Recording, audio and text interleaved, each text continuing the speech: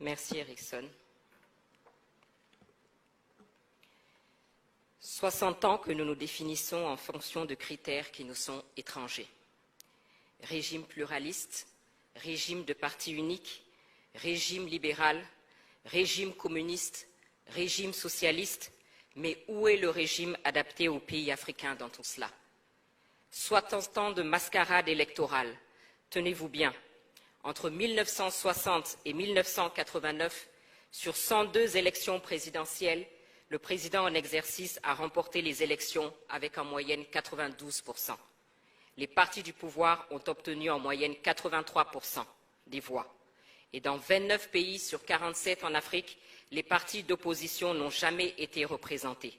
Et nous parlons de démocratie. Plus de 60 ans d'instabilité. Sur 486 coups d'État tentés depuis 1950 dans le monde, 214 dont 106 réussis ont eu lieu en Afrique, soit un coup d'État par an dans au moins 2 États africains.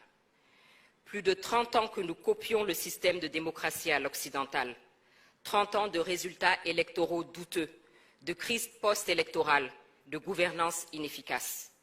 30 ans de dépenses exorbitantes dans un océan de misère où le minimum n'est pas assuré. 125 milliards de dollars ont été dépensés entre 2000 et 2018 en Afrique subsaharienne pour organiser des élections.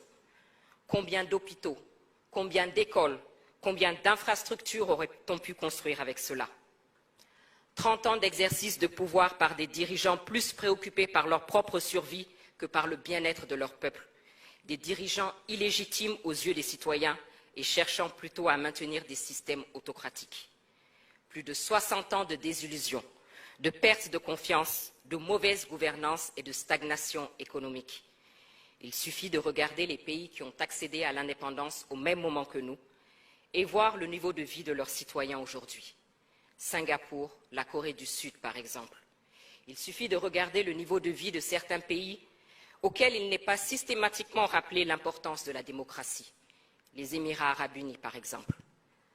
Qu'est-ce qui est finalement important pour nous, Africains? Copier les autres ou tracer notre propre voie vers nos aspirations profondes? C'est la question. Bonjour à toutes et tous.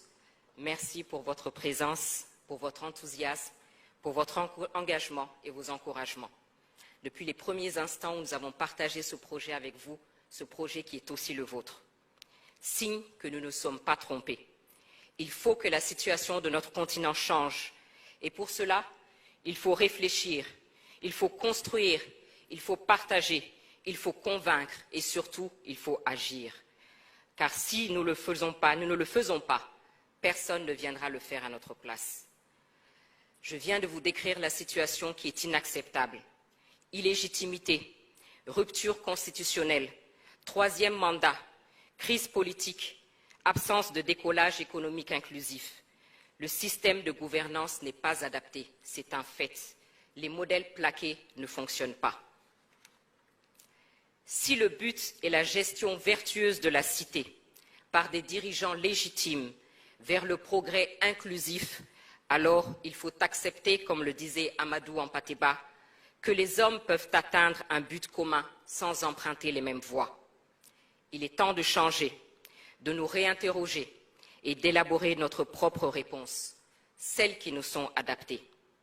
Surtout que nous avons un riche passé, ne serait-ce que l'organisation de nos empires et royaumes. Et n'oublions pas de rappeler à ceux qui sont prompts à la dénonciation à géométrie variable de la question des droits de l'homme que nous, Africains, avons été les premiers à proclamer les droits de l'homme et du citoyen dans la charte du Mandé de 1236. Dans la commission Gouvernance et Institutions, nous avons travaillé sur plusieurs thèmes que nous avons déclinés en faits. Nous versons au débat nos pistes de réflexion pour être complétés, pour être enrichis, adaptés, car nous sommes conscients que l'Afrique est plurielle. Parce qu'une chose est sûre, il faut changer et il faut bien commencer quelque part. Nos pistes de réflexion sont faites sans tabou et de manière constructive. Nous nous interrogeons sur ce qui ne fonctionne pas, notamment la question de la légitimité de nos dirigeants. Ils sont élus sur le papier à l'issue de processus dont la transparence peut clairement être mise en doute dans plusieurs cas.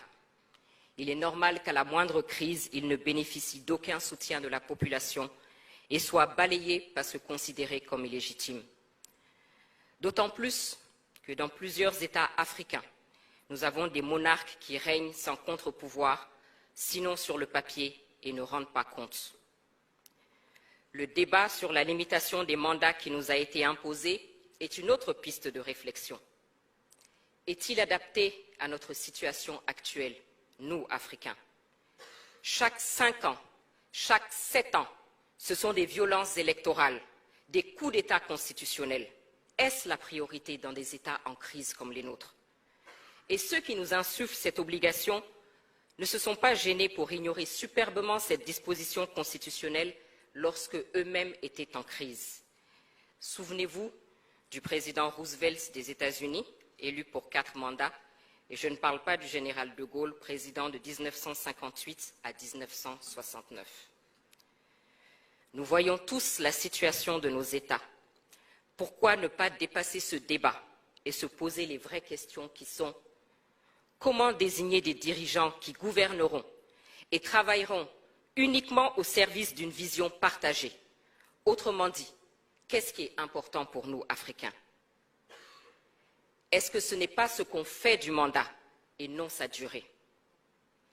Et face à un dirigeant dont le pouvoir dévie, il faut avec responsabilité réfléchir aux mécanismes de destitution, des mécanismes connus de tous et encadrés.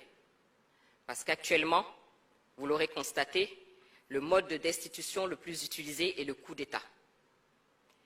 Les coups d'État, parlons-en. Un proverbe malien dit qu'après une chute, ne t'intéresse pas au lieu de ta chute, mais à ceux qui t'a fait tomber. Au-delà des condamnations quasi automatiques, ne faut-il pas s'interroger sur la cause de ces coups d'État? Et pourquoi ils suscitent à chaque fois un espoir de changement pour nos populations? Mais également, ne faut-il pas que nous arrêtions les faux fuyants et que nous considérions la question de l'armée, qui est clairement un acteur à part entière dont il faut définir le rôle?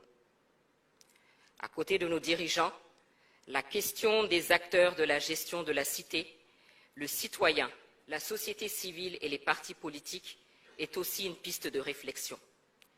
Le citoyen a voix au chapitre uniquement au moment des élections. Nos sociétés civiles sont moribondes ou devenues des instruments aux mains des puissances étrangères.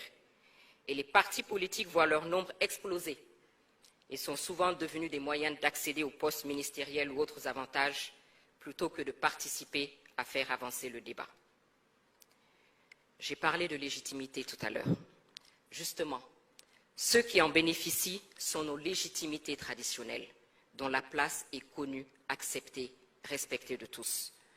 Ne devrions-nous pas leur redonner leur place, les remettre au centre, à équidistance des jeux politiques et assurer leur indépendance financière?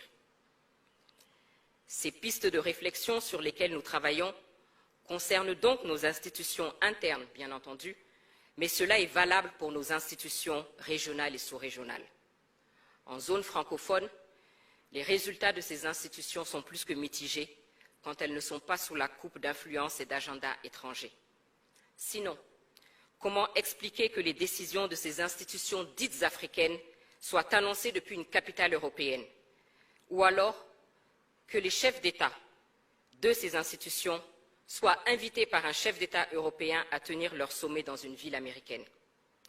Qui paye commande? Parvenir à l'indépendance financière de ces institutions est donc une question cruciale. Ces pays qui tentent de nous imposer leur agenda ont tous leur politique africaine, alors que clairement, nous-mêmes ne parvenons pas à bâtir une politique africaine commune digne de ce nom, et encore moins une politique africaine du monde. Le dénominateur commun à toutes ces pistes que je viens d'évoquer est la prise de conscience et le sens de la responsabilité. Pour Patrice Lumumba, l'Afrique écrira sa propre histoire. Le temps est venu. Le temps est venu sans idéalisme, sans tabou, et en ayant le courage de remettre en cause certains principes érigés en dogme, et en ayant à l'esprit les besoins réels de nos concitoyens, le temps est venu de rechercher nos propres réponses. Et c'est ce que nous essayons de faire parce que personne ne viendra le faire à notre place. Je vous remercie.